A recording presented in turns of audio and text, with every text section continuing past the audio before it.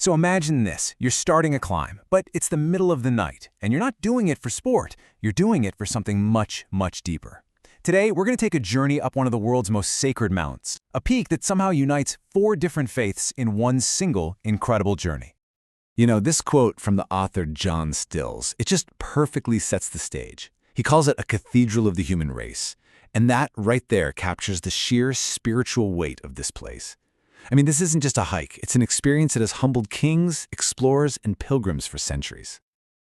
All right, so what is it that makes this mountain so incredibly special? Before we even think about starting our climb, let's dig into its many names and the legends that have sprung up around it for, well, thousands of years. You see, the mountain's different names, they each tell a little piece of its story. Sri Padaya, that means the sacred footprint, which really points to its religious heart. It's also called Samanalakakanda, or Butterfly Mountain, because of these amazing migrations of butterflies that happen there. And then, of course, you've got Adam's Peak, a name that hints at a whole other layer of belief that we're going to get to in just a bit.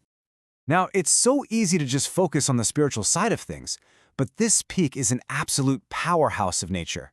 I mean, beyond that iconic pyramid shape, it's the source for major rivers, and it's a literal treasure trove of gems. That's actually what gave Sri Lanka its ancient name, the Island of Gems. And on top of all that, it's a UNESCO World Heritage Site, which tells you this place has immense natural value, not just spiritual. And let's be clear, this pilgrimage is anything but a modern trend. People have been drawn to this mountain for well over 2,000 years. We're talking everyone from the indigenous Veda people and ancient kings, all the way to famous world travelers like Ibn Battuta. So what is it? What's drawing all these different people across all this time? Well, all of that history, all of that reverence, it all comes down to one single thing, a mysterious impression in the rock at the very, very top. And this is where the story becomes just truly extraordinary.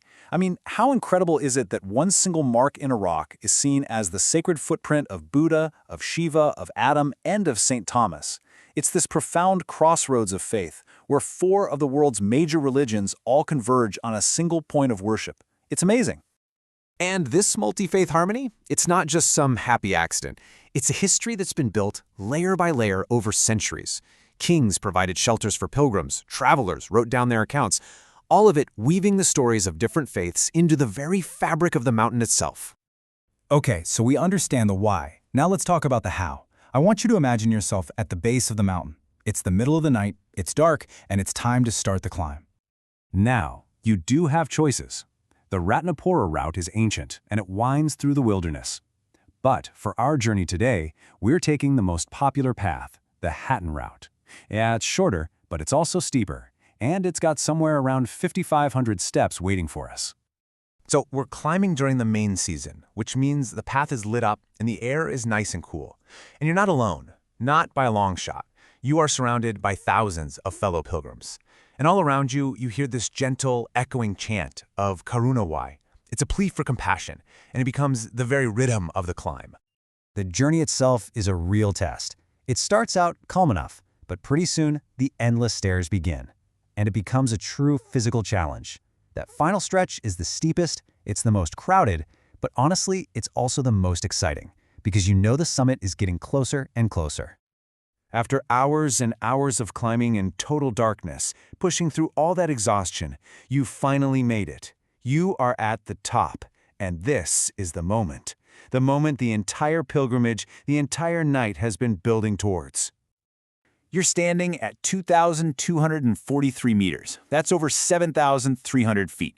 You're shivering in the pre-dawn cold, literally standing high above a sea of clouds, just waiting for the first light of day. And then it happens. The sun cracks the horizon, and the whole world below is revealed. The exhaustion from the climb just melts away, replaced by this feeling of pure awe as the sky just explodes with color. On a really clear day, you can even see the lights of Colombo, all the way over 65 kilometers away. But the sunrise? That's only part of the reward.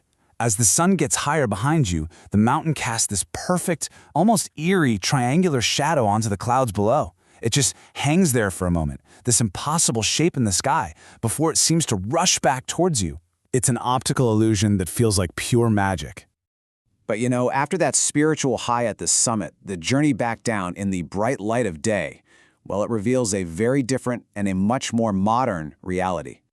And this is the question, the tough question, that every visitor now has to confront.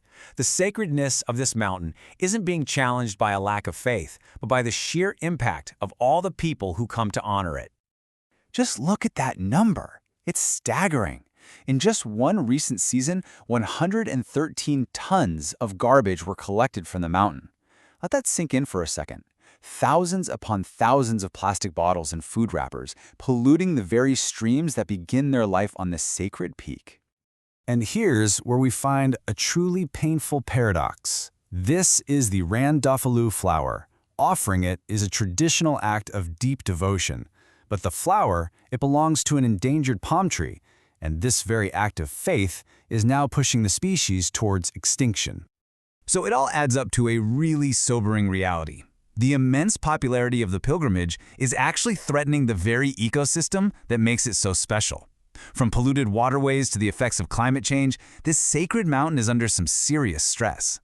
And that, right there, is the challenge that this sacred mountain leaves with all of us. It's a question of balance, of finding a new way to be a pilgrim, one that protects the very place we've come to revere.